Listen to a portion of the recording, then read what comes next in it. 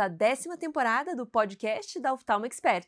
Eu sou Viviane Sakata. E eu sou Maria Cecília Scherer.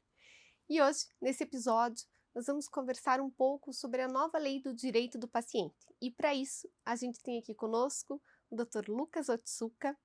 O Lucas é sócio fundador do escritório Andreasa Otsuka e Botelho e advogados associados. O Lucas tem pós-graduação em Direito do Trabalho e Processo do Trabalho, bem como em Direito Processual Civil. MBA em Gestão Empresarial, membro da Comissão de Direito à Saúde da OAB Paraná, integrante do Comitê de Bioética de Hospital Referência no Paraná. Atua há mais de 20 anos na condução de processos judiciais em procedimentos perante o CRM e o CFM relacionados à responsabilidade de médicos e hospitais. Seja muito bem-vindo, Lucas. Muito obrigado, Maria Cecília. Muito obrigado, Viviane. Queria agradecer, em primeiro lugar, pelo convite. Novamente estar aqui, a gente bater um papo, tentar explicar algumas questões dessa nova lei de uma forma sem juridiquês, né, de uma forma mais leve e para que seja compreensível para todos. Lucas, vamos começar direto ao ponto, então. O que essa nova lei vem resolver? O que ela traz para a gente? De uma forma assim mais geral, para depois a gente ir para as particularidades. Perfeito. Essa nova lei é o Estatuto dos Direitos do Paciente, é a Lei 15.378, ela foi publicada no dia 6 de abril deste ano, de 2026. Nós estamos agora no dia 20 de maio. Quentinha. É quentinha, então ela ainda está gerando muita discussão, tem muitas dúvidas, e a lei ela busca compilar diversos direitos de pacientes que esses direitos eles estavam espalhados em diversas normas dentro da nossa legislação. Então, por exemplo, há muitas leis, muitas normas, direitos que estão previstos na Constituição Federal, no Código de Defesa do Consumidor, no Código Civil e em diversas normativas do Conselho Federal de Medicina, como resoluções, pareceres, e esse estatuto ele busca compilar, trazer conceitos, diretrizes, para que os pacientes eles tenham uma lei que possa prever de uma forma mais clara, mais acessível, tudo que os profissionais de saúde e instituições, serviços de saúde de modo geral, eles devem seguir para que tenham um melhor atendimento dos pacientes. Perfeito. Deixa eu já fazer uma colocação para você. Então, antigamente tudo isso estava distribuído em vários locais, principalmente em resoluções do próprio CFM, né? Resoluções e pareceres do próprio CFM. E agora não, agora a gente tem isso numa lei, né? O que muda isso? Acho que isso é um ponto crucial, né, do que essa lei vem mudar. Muda para a gente, médico, estar antes em resoluções e pareceres do CFM e hoje ser lei? Sim, muda bastante porque a lei, essa lei ela deixa de forma clara que ela deve ser observada não só por médicos, mas por todos os profissionais de saúde, por planos de saúde, por hospitais, instituições de saúde de modo geral.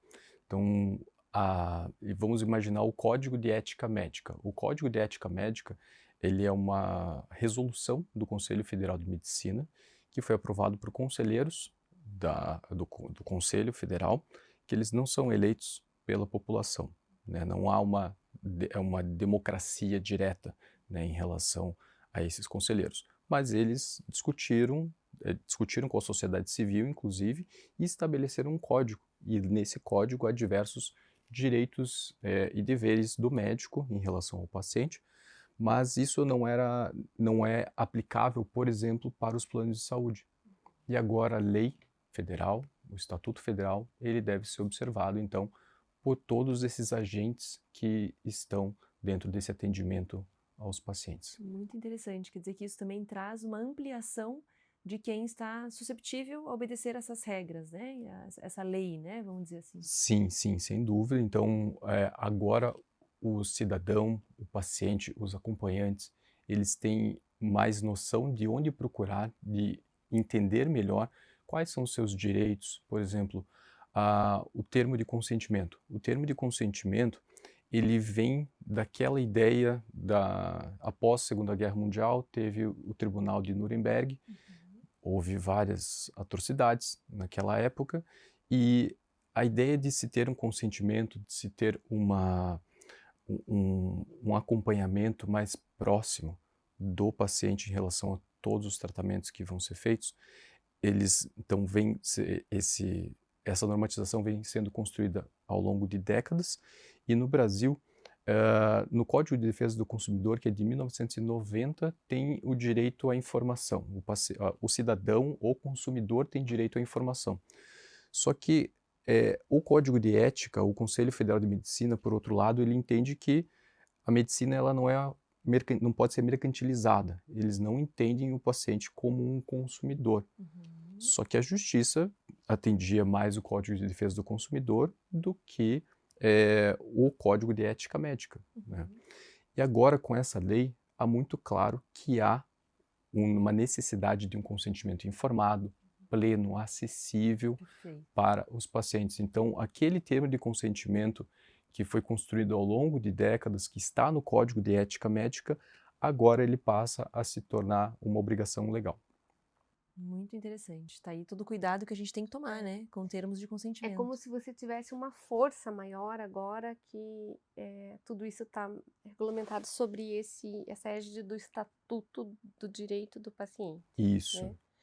Então, para quem está ouvindo a gente, né, eu entendi que muitas das coisas são coisas já da nossa rotina, né? Então, a gente que opera, você tem um termo de consentimento livre e esclarecido, em que ali você coloca qual que é a cirurgia que você vai fazer, qual que é o olho que você vai fazer, quais são as principais complicações, e o paciente precisa assinar e concordar com isso. Quer dizer, primeiro concordar e assinar, para que você possa dar sequência a isso, né? Então, às vezes falha isso, né? Acaba não acontecendo, todo mundo acho que já tem alguma experiência nesse sentido, o paciente não pegou o termo, esqueceu, blá, blá, blá. E até então era uma recomendação muito forte, que eu acho que você já esteve aqui com a gente antes, né?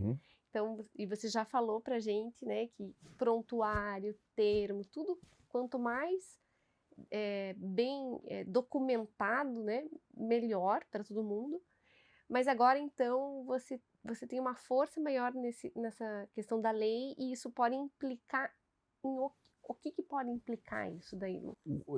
Pegando esse exemplo do termo de consentimento, especificamente, ele se tem um costume de ter um termo de consentimento padrão, um termo de consentimento que muitas vezes ele é apresentado ali na antessala do procedimento e ele é aplicado às vezes pela secretária, pela pessoa que está auxiliando ali o médico. E esse termo, hoje em dia, ele não vale mais. Vale mais no sentido de que a lei ela estabelece que o consentimento ele tem que ser prévio, ele tem que ser acessível, a linguagem tem que ser adequada, e ele traz também algumas questões que são... o termo, ele sai daquele modelo padronizado e ele precisa ter qual que é o diagnóstico, o prognóstico qual que vai ser o tratamento, quais são as alternativas e, além das alternativas, quais são os efeitos adversos de medicamentos. Então, não vale mais, no caso de oftalmologista, se vai ser feita uma cirurgia de catarata, é um determinado termo de consentimento, porque benefícios, malefícios, alternativas, todo esse conjunto se aplica para a cirurgia de catarata. Mas para uma cirurgia, aplicação de laser para miopia, LASIK, né? Então, para LASIK é um outro termo. Então, agora precisa ser feito isso de forma diferente, de forma mais acessível, inclusive pensando também novamente em oftalmologistas, pessoas que têm uma deficiência visual maior, ela não consegue ler aquilo. Então, precisam existir métodos para que aquele consentimento ele seja acessível, de forma plena, entendível e prévio, né? Então, tem que ser de uma forma mais... Prévio, existe uma determinação de quão prévio? Eu sei que não pode ser no mesmo dia da cirurgia, né? Ou nem isso é... Não tem, na lei não há nenhuma, discrimina isso. não tem uma discriminação em relação a isso. Ela não prevê algo que precisa ter um prazo, prevê que em casos de emergência isso é dispensável, né? Por óbvio, isso daí já estava previsto em resoluções do Conselho Federal, mas em relação à lei não há nenhuma mudança nisso. E eu entendo que se vem uma lei nesse sentido, se preocupando com essa especificidade da cirurgia, de alternativas, de questões de riscos, de medicamentosas que possam ocorrer, é porque, de certo, existe aí uma questão que vem dando problema em relação a isso nos últimos anos. Assim, o paciente vem alegando que não está ciente dessas questões. Vocês que estão na prática, né? Porque vocês estão aí lidando com esses casos no dia a dia, né? Sim. Nós atuamos com os processos, com causas envolvendo responsabilidade médica, popularmente chamados de erros médicos, há mais de 20 anos. E desde então a gente vem acompanhando uma evolução de todas as discussões, os profissionais que discutem isso, tanto do lado dos médicos, dos hospitais, quanto no aspecto jurídico, o pessoal está muito mais preparado. E há um aumento, assim, vertiginoso de número de demandas. E não é apenas aquilo que eu enxergo, que eu vejo, que eu acompanho no dia a dia do escritório. Os dados, eles mostram isso. Então, os últimos dados do CNJ, do Conselho Nacional de Justiça, é que de 2023 para 2024 aumentou em mais de 500% o número de processos dos chamados erros médicos. 500%? 500% de 2023 a 2024. Nossa. Isso aqui é Brasil, né? Brasil. É a estatística do Brasil. Brasil. Só que quando a gente tem uma base menor, a gente tem um aumento de 500%, a gente é irrelevante, só que não é assim.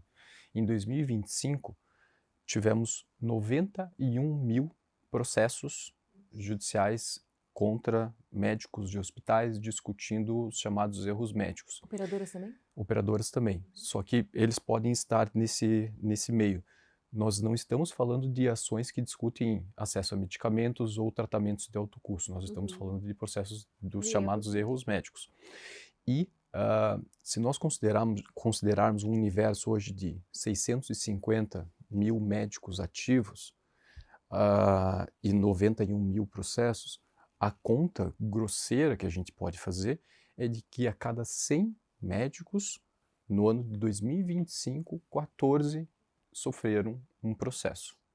Então, são números alarmantes, é muito claro isso, é visível, e isso tem várias explicações. Nós já conversamos sobre isso na última vez que eu estive aqui com vocês, mas esse novo estatuto, ele vem também, a ideia é de se ter uma pacificação social, uma solução de conflitos.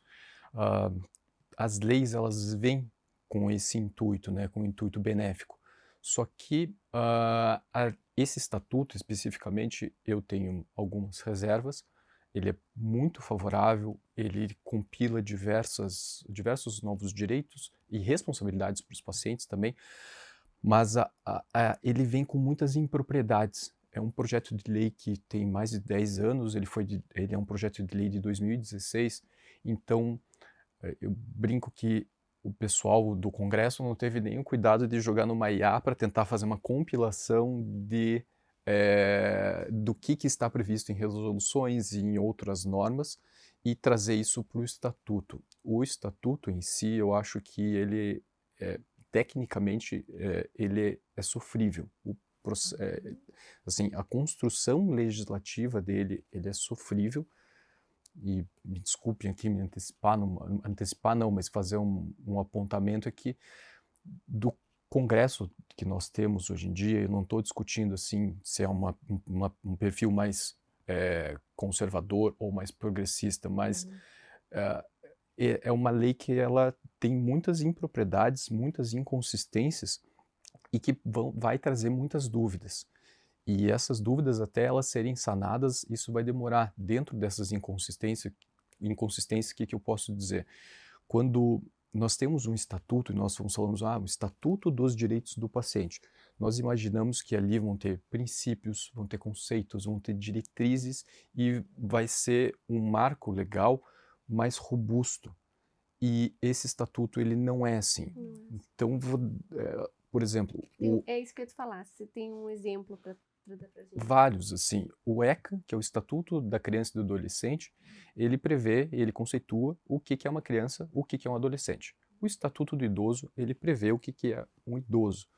O Estatuto da Pessoa com Deficiência, da mesma forma, ele determina o que é uma pessoa com É um deficiência. ponto de partida importante, né? Sim, e se a gente puxar essa nova lei, o Estatuto dos Direitos do Paciente, ele não define o que é um paciente. E assim, normalmente nós podemos imaginar o que é um paciente, mas é necessário, é importante que a lei diga o que é um paciente, quem que é o sujeito dessa relação. E assim, fazendo a citação do Barão de Tararé, em relação ao Congresso, que é de onde menos nós esperamos algo, é dali que não sai nada mesmo, né? Então, foi muito...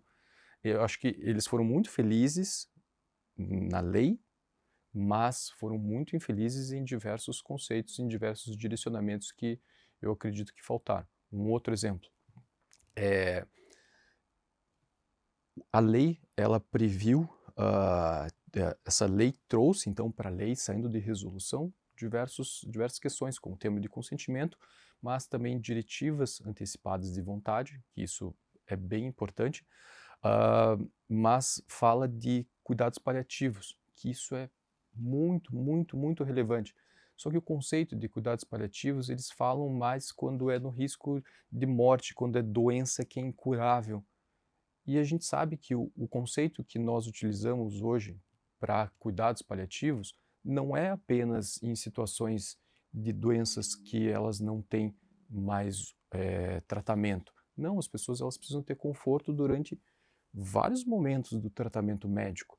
Então, a lei ela já nasce um pouco velha, mas eu acredito, e olhando com o copo cheio, que ela é um ponto de partida muito relevante, assim, aqui para o Brasil. A grande questão é que se ela abre, se ela, de certa forma, poderia ser melhor escrita, vamos dizer assim, ela vai abrir muita discussão, né, à frente, e aí isso vai parar onde? Vai parar no judiciário, né, e a gente vai ter uma morosidade, talvez, maior desses processos. Eu acredito que, como toda nova lei, existe um período de decantação, assim. As pessoas elas estão agora lendo a lei, estão estudando, estão discutindo, estão debatendo, como nós estamos fazendo aqui, e isso elas vão começar, a lei vai começar a ser discutida nos tribunais. E dentro dos tribunais vão sair decisões e vai se criando uma jurisprudência sobre o tema. Então, essa jurisprudência ela vai começar a ser seguida, conceitos vão começar a ser interpretados de uma outra forma. Nós sabemos que no Brasil as discussões, muitas vezes elas chegam no Supremo Tribunal Federal. Lucas, vou te interromper. Eu sou casada com alguém da área de direito e eu sei o que é uma jurisprudência. Explica para nossa audiência o que é uma jurisprudência. Sim. A grosso modo, a jurisprudência ela é o conjunto das decisões dos juízes, dos tribunais sobre um determinado tema. Então, a ideia é que nós tenhamos esse conjunto de decisões, nós saibamos que os juízes eles decidem de uma determinada forma para que os cidadãos, os advogados, todo mundo possa pautar a sua conduta de acordo com o que é decidido. Só que muitas vezes há conflitos entre tribunais, dentro do próprio tribunal, entre um tribunal inferior e um tribunal superior, que no caso é o STF, que às vezes decide de forma contrária ao que o Congresso aprovou dentro de um processo democrático. Se isso está certo ou está errado, enfim, acho que é uma outra discussão, mas o fato é que essa lei especificamente, sem dúvida alguma, ela vai ser objeto de debates, de discussão, e eu acho que isso é favorável até, porque em algum momento a gente vai começar a ter um pouco mais de segurança. Então, Lucas, se eu entendi bem, você não tem assim uma coisa nova no sentido de a partir de hoje não pode fazer tal coisa, né, digamos. Mas sim você tem essa compilação e essa força dentro de um estatuto. Essa é uma forma de se enxergar, de que é uma compilação, mas a lei ela traz algumas questões, e traz para a lei, né, para uma lei federal, algumas questões novas no sentido do consentimento informado se tornar um direito, eu acho que ela ela traz algumas questões, por exemplo, das diretivas antecipadas de vontade, como, por exemplo, um testamento vital, como que a pessoa ela quer que o seu tratamento aconteça caso surja uma situação em que ela está impossibilitada de se manifestar, por exemplo, a pessoa não quer que ela seja reanimada, ela não quer ser entubada, isso Isso o paciente pode já... Isso já é uma coisa mais antiga nos Estados Unidos, né? Isso já é mais antigo nos Estados Unidos, isso já está previsto dentro de resolução do Conselho Federal de Medicina, mas isso agora se tornou lei. E não só se tornou lei, como estabeleceu que é uma obrigatoriedade dos familiares respeitarem isso. Porque o que nós vemos no dia a dia e em algumas situações, não só familiares que não aceitam a última vontade de um paciente que já deixou isso escrito, por exemplo, mas também profissionais de saúde que agem de forma contrária àquela diretiva. E outras coisas novas que eu posso mencionar é que agora as pessoas elas podem e devem ser chamadas pelo nome que elas querem. E eu estou trazendo aqui o famoso nome social. Então é uma situação que nós temos visto mais nos últimos tempos, nos últimos anos, então uma pessoa que ela fez, por exemplo, uma transição de gênero, então ela não quer mais que ela seja chamada pelo nome, que é o chamado nome morto, mas sim pelo nome social. E muitas vezes em prontuário médico você vai estar com o nome antigo, né? Isso. E aí a pessoa acaba se constrangendo de alguma forma. Exatamente. Então isso gera bastante, está começando a gerar discussão. Tem processos também já em relação a isso, mas as pessoas elas têm que entender o contexto do paciente, toda essa situação, para que isso seja respeitado, né? E eu imagino que alguma coisa em relação a LGPD também? Sim. A LGPD é uma lei de 2018 que ela, em tese não, ela estabelece que as pessoas elas têm direito à proteção de dados, principalmente na área médica, vamos falar de dados sensíveis, são dados que esses dados eles precisam ser protegidos. O Estatuto dos Direitos do Paciente ele não prevê exatamente uma questão relacionada à proteção de dados, mas prevê que há uma necessidade de confidencialidade em relação às informações de saúde. E essa confidencialidade ela deve permanecer até mesmo após o falecimento do paciente. Então, o médico, o hospital, quem tem a guarda do prontuário, precisa respeitar essa intimidade, essa vida privada do paciente até mesmo após a morte dele. Esse é um ponto muito interessante, Lucas, porque isso envolve não só o compartilhamento do prontuário, mas também a comunicação entre profissionais, né? Sim. A gente tem muito hábito, eu vejo muito paciente que eu preciso reportar para outros colegas a situação por um cuidado conjunto, né? E essa comunicação, ela tem que ser protegida de certa forma, né? Sim, ela tem que ser protegida. Existe uma resolução do Conselho Federal de Medicina que trata sobre comunicações em redes sociais, tem a resolução que trata de publicidade e propaganda, não é exatamente isso, mas há outra que fala de, por exemplo, utilização de WhatsApp para comunicação ou e-mail.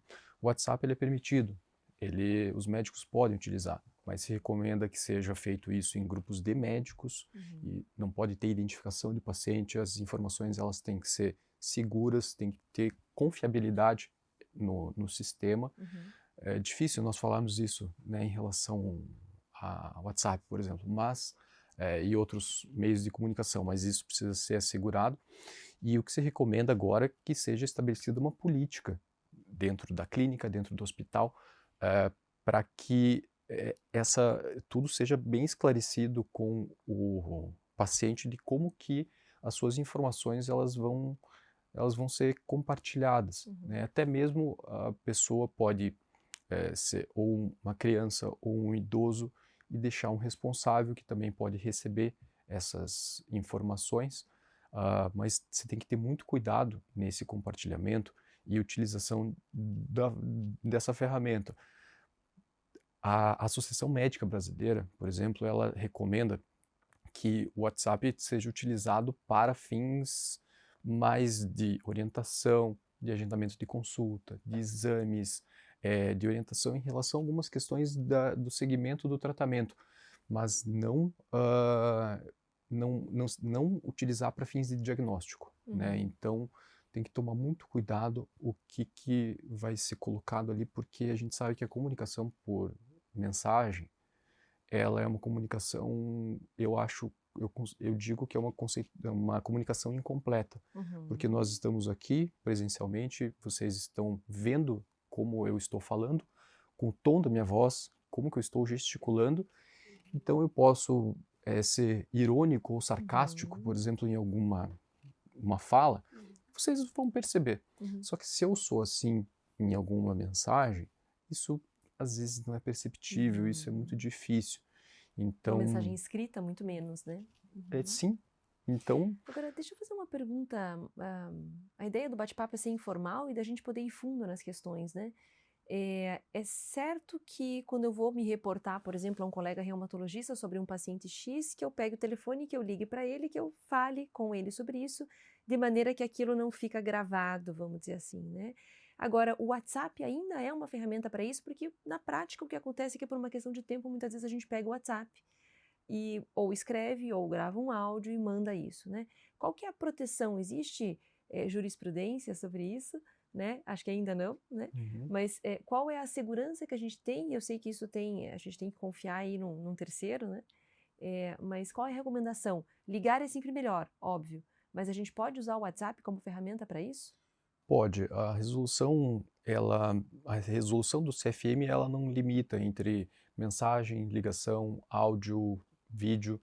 Ela estabelece que isso deve ser feito entre médicos, deve ser observado o sigilo, porque a partir do momento em que você atende um determinado paciente e você discute o caso dele com o reumatologista ele também passa a ter a obrigação legal e a obrigação ética de manter o sigilo em relação a esse tipo de informação.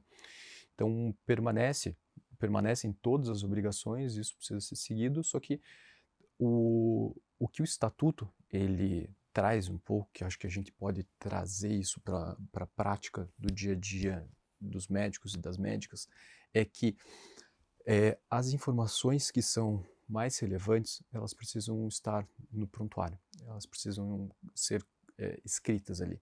E tem uma mudança importante, até complementando uma resposta a uma pergunta que a Maria Cecília fez, que quais novidades? Agora o prontuário, o prontuário ele sempre foi do paciente, ele esteve sob a guarda do médico, sob a guarda do hospital. Mas agora os pacientes eles têm direito a um acesso a esse prontuário e ao acesso que seja sem justificativa. Então, muitos lugares exigiam uma justificativa para liberar o prontuário do paciente para o paciente, o que já não era a forma mais adequada de lidar com essa situação. E, além disso, tem que ser liberado o prontuário sem ônus. Sem ônus, eu digo, sem uma interpretação que se está fazendo hoje em dia, sem nenhum tipo de custo. Só que nós sabemos que tem muitos prontuários, principalmente de hospitais, que tem 1.000, 2.000, 3.000, 5.000, 10.000 páginas. Eu já estou em processos que tem mais de 5.000 páginas só de prontuário, de um atendimento, de uma internação. Só que como que se vai fornecer esse prontuário de uma forma tão imediata, sem custo? Alguém tem que pagar a conta, né? Então não tem almoço grátis, não se pode mais cobrar diretamente desse paciente, mas talvez isso seja compartilhado entre diversos usuários, né, do sistema de saúde. Existe alguma obrigatoriedade que isso seja entregue de forma física? Não. Poderia ser um arquivo, alguma coisa assim nesse sentido. O hospital, o médico, ele pode entregar de forma física, pode gerar um link, por exemplo, então tem algumas políticas que podem ser feitas. Um exemplo, auditor de plano de saúde antes precisava ir presencialmente nos hospitais, os hospitais tinham lá uma salinha para fornecer os prontuários e na pandemia isso mudou, porque as pessoas não podiam mais ir e vir livremente, né? Antes nós tínhamos a necessidade que os auditores médicos de planos de saúde fossem até os hospitais para fazer auditorias nos prontuários, e hoje em dia há a possibilidade de se disponibilizar esses prontuários por outros sistemas, né, digitais. Isso é uma política que o médico, a clínica, o hospital, eles podem estabelecer, mas quando a gente fala de judicialização, de discussão, muitas vezes o prontuário ele não é tão fácil de os profissionais, das clínicas, dos hospitais, de disponibilizar com tanta facilidade, porque tem o prontuário do PA, depois vem o pessoal da clínica médica, daí tem um laboratório, daí tem o pessoal de enfermagem, nutricionista, isso tudo faz parte do prontuário médico. Só que, e muitos hospitais, muitas clínicas, enfim, utilizam um prontuário físico. E o prontuário físico ele precisa ser digitalizado, precisa ser copiado, não é algo que é tão imediato. O prontuário eletrônico, como a lei determina que deve ser o prontuário eletrônico, ele precisa ter uma série de certificações. E isso é muito caro, né? Não é algo que seja tão acessível. Sim. Quando a gente está falando de Curitiba, de grandes centros, isso pode até ser mais fácil, mas se a gente ir um pouquinho mais, não precisa ir muito longe, a gente vê que isso vai gerar ainda uma discussão. Eu acho que tem que ser aplicada aí uma razoabilidade, um tempo para fornecimento desses documentos, mas ele precisa ser livremente franqueado, né, para o Hoje não paciente. existe um prazo, sim. Não, Tá. não existe um prazo, cada instituição tem a Vai sua definir. política. O CFM já permitia que houvesse a cobrança, mas não é uma cobrança para gerar lucro, né? É uma cobrança para cobrir os custos disso. Mas agora, nem esses Agora não custos, eu entendo que não Porque a pode. realidade hoje que a gente tem é que os prontuários são híbridos, né? Porque a gente está num momento, eu numa clínica familiar em que meu pai já atua há muitos anos, a gente tem os prontuários híbridos, metade está no papel, metade está no digital, e realmente é uma demanda de pessoal, né, no mínimo, né? Sim, Pessoal e equipamento para poder digitalizar todas essas fichas, claro que a gente já está nesse meio caminho andado, mas é um custo, né? Não deixa de ser um custo. é um custo, e nesse aspecto de prontuário também é importante destacar em relação ao estatuto que há uma mudança, assim, de cultura, há uma necessidade de mudança de cultura em relação ao prontuário. O prontuário antes se discutia muito o que foi direcionado apenas, não o que foi discutido. E o estatuto ele muda um paradigma que eu acho que é importante a gente mencionar, que ele colocava muito o paciente como um objeto, não um objeto, mas é o paciente objeto, naquela ideia mais de medicina paternalista, né? Então o médico ele como um sujeito que é uma pessoa que tem o conhecimento, ele é o responsável, ele é confiável, e o paciente ele respeita, confia no profissional e segue as instruções.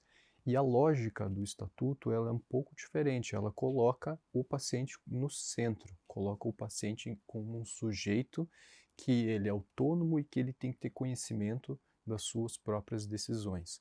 Antes a gente tinha uma assimetria muito grande nessa ideia mais paternalista da medicina, uma assimetria de conhecimento. Então o médico, a médica tinham muito conhecimento sobre aquilo e até mesmo por isso e por uma ignorância do paciente, ele respeitava mais e seguia todo o tratamento. E o que a gente vê hoje, eu acho que vocês veem isso todos os dias, é que o paciente, antes de ele ir ao médico, antes ele discutia com o Google, agora ele discute com uma IA, e nessa inteligência artificial ele coloca todos os sintomas, o histórico dele, e não só isso, ele inclui também os seus exames laboratoriais, exames de imagem, e sai dali já com diagnóstico ou hipóteses diagnósticas e já com qual vai ser o tratamento. E já chega no laboratório não, desculpe, na clínica, no consultório, com isso pronto. Então, a assimetria de conhecimento, de informações, ela está mudando. Então... Mas sabe que eu cada vez mais gosto disso, porque a gente divide, de certa forma, essa responsabilidade, e a informação dentro da medicina, ela não é tão preto no branco. né? Estava conversando com a Vivi, que eu vim de um congresso, em que na mesma sessão haviam opiniões diferentes Uhum. sobre condutas importantes, não eram coisas triviais, eram coisas assim bastante relevantes. Então, e a gente assume muita coisa, sabe, Lucas? Isso é um peso grande para a gente, né? Agora mesmo eu estava discutindo com um paciente os benefícios, as vantagens e as desvantagens de fazer uma cirurgia de catarata mais precoce num caso de uma doença da córnea, né? E aí, eu pensando comigo, eu falei assim, acho que o que pode mais ajudar a gente, às vezes, são estatísticas, né? Estatísticas. Então, a gente tem na literatura que, a partir disso, a estatística é favorável a seguir com o procedimento, né? E, às vezes, para o paciente que não vem com uma pesquisa ou que vem para escutar isso pela primeira vez, aquilo soa, às vezes, puxa, esse médico não tem segurança, esse médico não tá, entende? Então, o paciente às vezes que vai e ele viu que existe uma discussão, ele viu que existem, né, como você falou no termo de consentimento, outras alternativas àquele Uhum. tratamento, né? Só que o problema, às vezes, é quando essa informação não vem tão boa, né? E aí você tem um trabalho ali de ter que desfazer um conhecimento que está errado, né? Sim. E tem algumas questões assim bem interessantes nessa tua fala que eu fiquei Uhum. pensando, porque o estatuto ele muda então para que o paciente ele seja o sujeito que ele tem que ter Ele uma decide. postura ativa, Uhum. ele tem que participar de todo o processo terapêutico da escolha, e o estatuto traz o direito do paciente de ele ter uma segunda opinião. Então, ele tem o direito de se consultar com um outro profissional e quando ele volta daí para o teu consultório, por exemplo, dizendo, eu consultei fulano e o doutor fulano, ele deu uma outra orientação, mas eu confio mais nessa informação e que é um consentimento melhor do que esse consentimento em que a pessoa, ela te ouviu, ela pensou, refletiu, discutiu o caso com um outro profissional e entendeu que para ele os riscos, a relação risco-benefício, as alternativas, o que você colocou como hipótese ali de tratamento é a melhor. Então a pessoa ela fica mais esclarecida, né? Sim. Agora, um ponto importante para a gente frisar aí é que a gente está considerando uma população que tem possibilidade de compreender, né? Mas o nosso Brasil não é homogêneo dessa forma. Então, acho que o grande problema aí são as pessoas que não têm essa possibilidade de compreender e que têm uma compreensão muito rasa daquilo e muitas vezes chegam ao consultório com uma informação errada, né? Ou ao serviço público de saúde com uma informação errada e aí começa a se gerar muita confusão, né? Sim. Essa dificuldade cultural, educacional, ela é gritante, nós sabemos disso.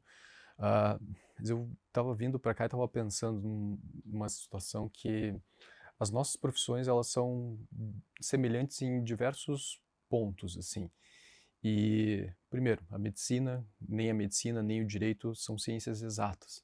O mesmo tratamento, o mesmo medicamento para pacientes com a mesma moléstia, eles podem ter resultados bem diferentes. Então, para um, o resultado pode ser amplamente favorável, para outro, o medicamento pode gerar efeitos perversos, assim. Uhum. E dentro do direito, nós temos isso também. O mesmo caso, a mesma tese, as mesmas partes, elas podem ter resultados diferentes de acordo com o juiz que recebe o processo. E não só de acordo com o juiz ou o tribunal, às vezes o mesmo juiz. Tem uma curiosidade que eu acho bem interessante, que foi feita uma pesquisa em Israel, e essa pesquisa em Israel, ela pesquisou qual que era a relação de julgamentos com a fome e o cansaço de juízes. E essa pesquisa Muda. chegou à conclusão, acho que é a hipótese do juiz faminto, algo Sim, parecido. muito E, interessante. os juízes, eles têm mais chance de julgar culpado um acusado no final da manhã e no final da tarde, quando eles estão com mais fome, estão mais cansados do que no início da manhã e logo após o almoço. Certamente. E trazendo um pouco dessa nossa experiência de escritório, para um pouco disso, fazendo um paralelo com o Estatuto e esse novo paradigma do Estatuto, quando nós recebemos uma causa no escritório, nós fazemos uma avaliação inicial, nós solicitamos documentos, depois nós fazemos uma pesquisa de jurisprudência, que a gente já conversou aqui, como é que os tribunais estão atendendo em relação a esse caso, e estabelecemos planos. Plano A, plano B, plano C, de acordo com o tempo, com o custo, com os benefícios e os riscos. E essa decisão, ela é compartilhada, de qual estratégia que vai ser adotada, ela vai ser compartilhada com o cliente. E o cliente vai ter um consentimento super informado daquilo. Até porque o processo, a causa, não é do advogado, é do cliente. E trazendo isso para o dia a dia da medicina, o paciente ele chega com uma situação, com uma condição, com uma queixa, vocês fazem uma análise inicial, depois vocês solicitam documentos, que são os exames, depois fazem o diagnóstico e estabelecem quais são as estratégias. E essas estratégias vão ser discutidas com o paciente. E o paciente ele vai ter mais condições de entender qual o plano que vai ser seguido, quais são as alternativas possíveis, e inclusive com o estatuto ele pode retirar o consentimento dele a qualquer momento. E retirar esse consentimento a qualquer momento, inclusive sem nenhum tipo de represália. Tá? Então isso é importante também. Eu quero já caminhar para o final, né? A gente já vai para um episódio longo, dava para ter mais uma conversa ainda, porque tem mais pano para manga, né? Mas eu queria que você comentasse uma afirmação que eu vi há alguns dias, né? Quando eu estava lendo essa lei, de que agora não basta fazer certo, agora você precisa provar. Essa afirmação, ela tem muito de verdade na nossa prática cotidiana jurídica em relação a casos médicos. Porque no Brasil nós temos o Código de Defesa do Consumidor e dentre os direitos do Código de Defesa do Consumidor tem uma questão técnica que ela é chamada de inversão do ônus da prova. Normalmente no processo judicial, quem acusa deve provar.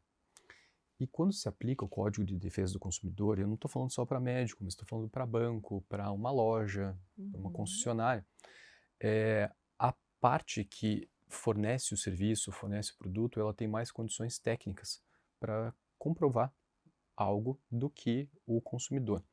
Então, a justiça ela faz uma inversão da lógica.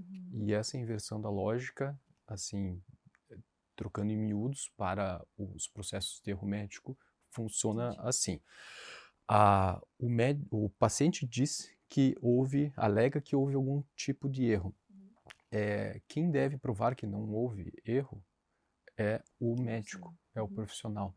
E para isso ele precisa estar muito munido do prontuário. Eu costumo dizer que o prontuário bem redigido, ele é o primeiro aliado do médico. E o segundo aliado que eu coloco é a comunicação do paciente com o médico. Tem que ter uma comunicação clara, uma comunicação bastante acessível, um relacionamento muito bom, porque nós vimos... E não só com o paciente, mas com o acompanhante, né? Com o acompanhante. Parece que tem um papel do acompanhante. Principalmente ali, né? no incapaz, né? No menor e no idoso, né? Sim, e inclusive o estatuto ele traz o acompanhante também como uma pessoa com um protagonismo, né? Então o acompanhante ele é necessário, ele precisa estar nos momentos, ele pode acompanhar durante todo o tratamento, ele tem o direito de estar presente, o paciente ele tem o direito de ter o acompanhante presente e o acompanhante tem o direito de fazer perguntas, está ali no estatuto em relação a isso.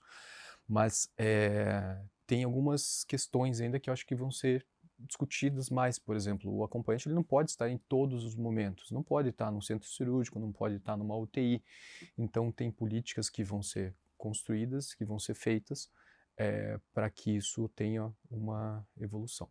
Muito bom, Excelente. muito bom. Chegamos ao final de mais um episódio do nosso podcast Oftalmo Expert, de olho no futuro.